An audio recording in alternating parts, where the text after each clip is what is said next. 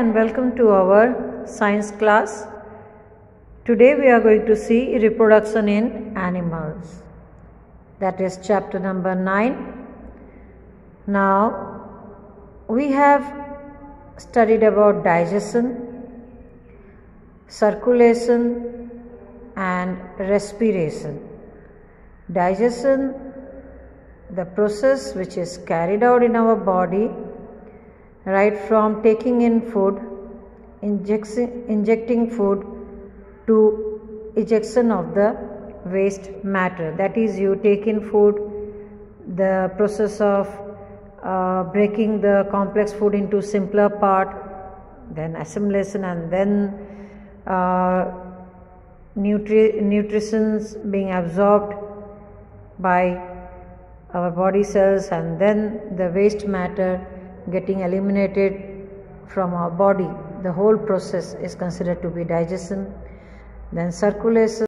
Circulation is that process where blood flows from heart to different parts of the body or to each and every cell of the body.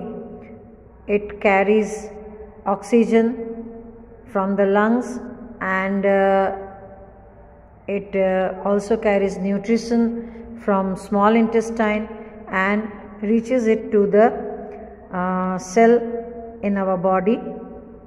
And at the same, blood carries carbon dioxide as a byproduct of the reaction taking place after digestion and respiration. So the carbon dioxide, which is undesirable to our body, it is carried from cell to lungs for the purification of the blood. It also carries the liquid waste which is generated in our body to kidney, again for the purification of the blood. So the whole process of the flowing of blood throughout the body is called circulation. And respiration, as we know, we breathe in oxygenated air and breathe out carbon dioxide, and the whole process where the energy is released or generated and released in our body, that whole process is called respiration.